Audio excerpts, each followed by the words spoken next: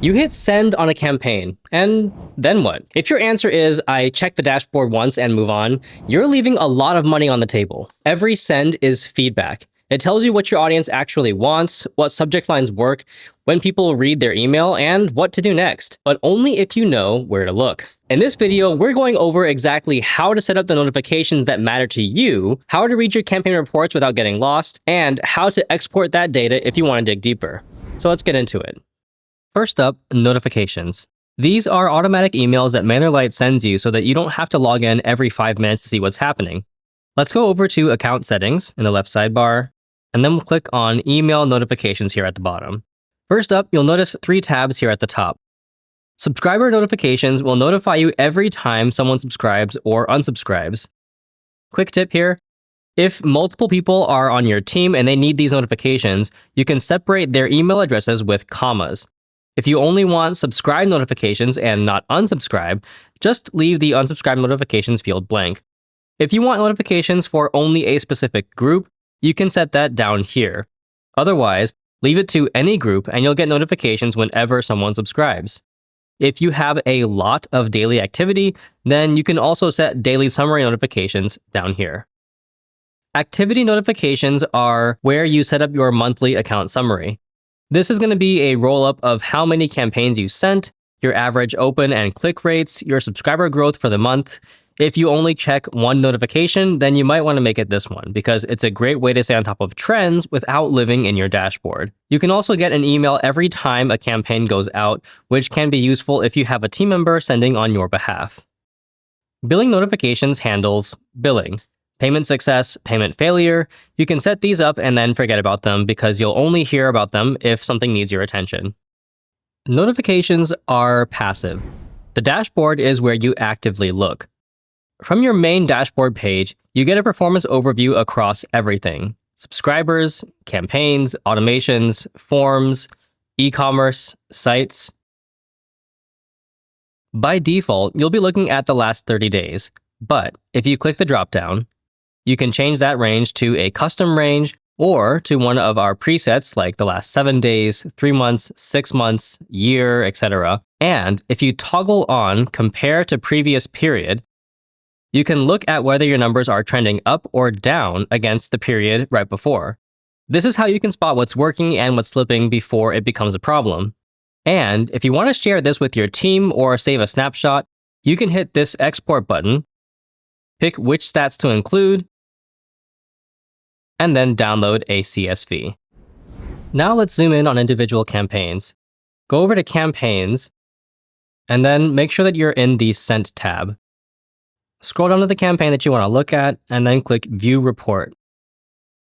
You'll see 5 tabs up at the top. Overview is your stats dashboard for that campaign, and that's going to include details like total emails sent, opens, clicks, click-to-open rate, unsubscribes, spam complaints, and bounces. You'll want to pay attention to the click-to-open rate specifically. Open rate tells you if your subject line worked. Click-to-open rate tells you if your content worked. Engagement is king in the online content world, and with changes in how a lot of email providers handle privacy, click-to-open rates will tell you a more accurate picture of how your content is performing. If you scroll down, then you'll also see the reading environment chart. This shows whether your subscribers are reading on mobile, desktop, or webmail, plus the top email clients that they're using. The View Email tab lets you see your actual email. You'll want to make sure that the click map is toggled on, and that lets you see exactly which links got clicks and at what percentage. If one link is getting 80% of the clicks and another is getting 0, that might be telling you something about what your audience cares about or how your content format affects behavior. The Subscriber Activity tab shows you who opened, who clicked, who bounced, and who unsubscribed. You can filter by each action, which is great for identifying your most engaged subscribers or spotting a pattern in who's disengaging. If the standard reports aren't cutting it, then MailerLite also has custom reports. From the campaign's dashboard, click Custom Reports. On the left, you'll see your options. You'll want to give it a name, and then pick the metrics that you want to analyze. So you could pick things like open rate or click to open rate, or if you have an e-commerce store connected, then you can select one of the e-commerce options as well. Then you can use group by to tell how the data is displayed. You can group by campaign, campaign type, or time periods like week, month, or quarter. You can combine that with filter by to focus on specific campaigns or campaign types.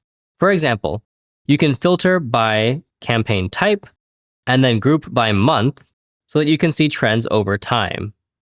You can change the date range in the top right to get more historical data. Once you've built it, you can export the results or save the report to reuse.